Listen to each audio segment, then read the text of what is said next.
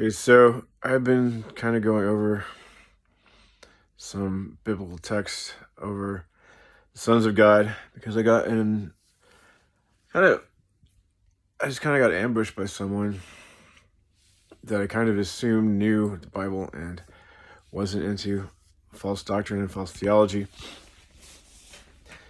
And I can say that when I first read some verses of the Bible, I just kind of took it at face value and didn't really delve into it deeper. Like the sons of God, so the daughters of men, and had children with them, and there was like men of legend and giants. So, and I'm like, well, that's where the false gods came from, and like people like Perseus and Hercules, because maybe at some point in the past, fallen angels had some kind of physical form and breeded with humans, creating demigods. But then, the more you read the Bible and the more you like develop a relationship with God, that just doesn't add up. It doesn't compute. So I did some research on Genesis 3:6, which is where that verse is. And what I found was that there were two main tribes of humanity after Cain killed Abel. There were the Canaanites, and then there were the children of Seth. And because Abel was dead. And obviously, Adam and Eve had more children than just those three boys. And Adam and Eve were had all the genetic information in them that they needed to make all of humanity. And it wasn't until later, like in Egypt, the command was given to not do like the royalty did and intermingle with their own family members. Because once so many thousands or millions of humans were on the earth, then the genetic information is sort of tapped out. You got every variation of human there can be, and then if you keep recycling that in smaller groups, you're going to get genetic issues. And originally when God made the earth and humanity, everything was perfect, but before the flood of Noah, we went and screwed everything up. We did everything possible that imaginable we could to corrupt ourselves. So the book says all flesh corrupted itself. And I'm usually pretty good at knowing the content of the Bible, but the specific verse, I have to look up. I can't just quote that out of my butt unless it's like John 3:16 or Ephesians, full armor of God. So with my research, I determined that the sons of God in this context are people that have a relationship with God. So then I'm remembering, okay, there's a story in the Bible about Job, and I've heard the book of Job isn't necessarily a historical event. It is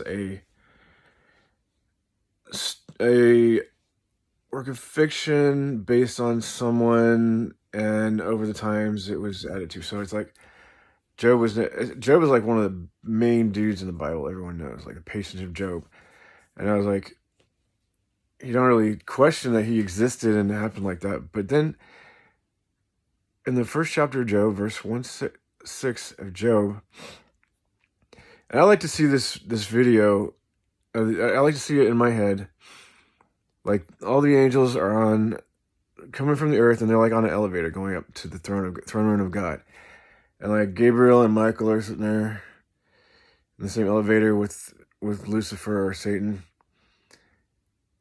And I just get the image in my head from the movie Hangover. So you got like one dude, like Lucifer would be the one with his busted like mouth with something on his face because he's all jacked up from rebelling against God, and the other guys are just like one guy's carrying a little, I don't know, cherub on his chest or something, a little baby holder, and then the other one, Michael's like looking like, man, Lucifer, you really screwed up. And they're going up to the throne room of God to have the meeting, to present themselves before God, like the verse says. So, I mean, I took it at face value, but then there's an issue with this, and with every verse like this. Like in Enoch, there's a lot of verses like this because they have whole stories about, like the Book of Giants, and they have like whole stories about angels having sex with women. And from my research, it's not possible because angels they appear, they do not take physical form like we believe it would. Even Christ was believed to be the angel of the Lord until he came in flesh, so he could interact with like people, like in the pit of fire with Shadrach, Meshach, and Abednego, or wrestle with Jacob. Was it Jacob? Yeah. And break his hip just by touching him. But so there's some form of physical form, but it wasn't until Mary that we see that God is the creative force to provide the genetic information for the male part of Christ, right? Because she only had 2 X chromosomes, not XY. So God had to create the Y chromosome, and anything other than God does not have the power to create. The only thing you would get from, say, if an angel angel demon could produce an offspring with a human, you would only get a female. You wouldn't get a male because there's no Y chromosome in a female. There's XX. And I think this is also how Christ, through this bloodline, was able to not inherit the original sin from Adam, because Adam was not his father and he didn't have the Y chromosome from Adam. So Christ was born sinless and not under the curse of original sin. Anyway, so in the Job, it says the sons of God went to present themselves, and it's clearly in this verse speaking of angels, not tribes of human that have a relationship with God. But angel is also kind of a word that we've kind of misused to mean, it's like demon. Demon is not a little monster. Demon is a disembodied being. The word literally means, the root word literally means bodiless. Demon. It's like, doesn't have a body, physical form. And this is from research and being the son of a professor, a biblical professor, pastor, and growing up my entire life with theology and Bible of many sources and going to the original text. So the original text, which was from the Dead Sea Scrolls, says that the sons of God went, including Lucifer, or Satan, the adversary, went to present themselves before God. So it's like they have to go periodically and report in and like have a big conference or meeting and like occasionally reporting to God what they're doing. And God's like, okay, what have you been doing? He's like, well, I've been roaming the earth and looking for people to devour, like a lion. And then the Lord's like, well, what do you think about my boy Job? He's on it, man. He's like, I'm really proud of that guy. And so he's like, yeah, I can bring him down. And the Lord's like, okay, I'll let you test him, but don't touch him. And then the story goes on, right? So I just took it at face value, and it didn't really occur to me, okay, who is observing this and who is recording these angels? Who's sitting in heaven writing this down? And like, the only way that anyone would know this is through a vision, right? And I would have to assume, that the vision, I have to call her back.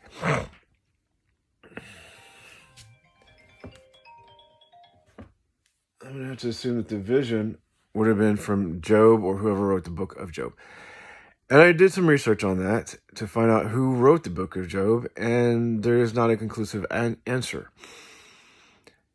They believe it's several different people have written and added to it, because within it there are different writing styles, and there's some poetic parts of it that have been trimmed down to result in what we got today. Ugh.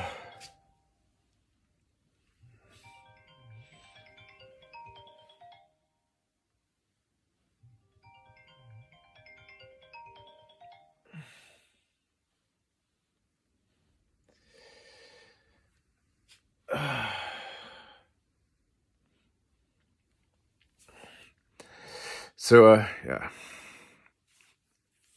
Okay, I'll try to finish this up. So, according to my research, so for me, the whole thing that the sons of God in the Old Testament and Genesis intermingling with humans. I mean, there are places in the Bible where it's mentioned an angel. The word angel itself means messenger. It doesn't mean supernatural being. It could be anybody. If I have to take a message to someone, mailman, he's a messenger because he brings something, a message, or in some cases there was someone praying and the angel got held up because a supernatural force, an evil force, stopped it. So they were praying for days and days until the angel got through the supernatural force. So, um, so anyway, it kind of like a little bit world shattering for me to know that Job may not have been an actual person, but it seems to be based on someone from Ezekiel. But that's like, I mean, you got the biblical text, and a lot of them vibe, and over thousands of years tell the same story about the same person and predict the Christ, and Christ was a real person, and his death and resurrection was witnessed by over 5,000 people, 500 people, 500, like 500 eyewitnesses that recorded. A lot more people, but like we have a lot of recordings that he existed. He rose again. A lot of people met him and saw him, and there were also other people that were resurrected at the same time and on their way from hell, the grave, and to heaven with Christ as he cleared what's called the harrowing of hell. So,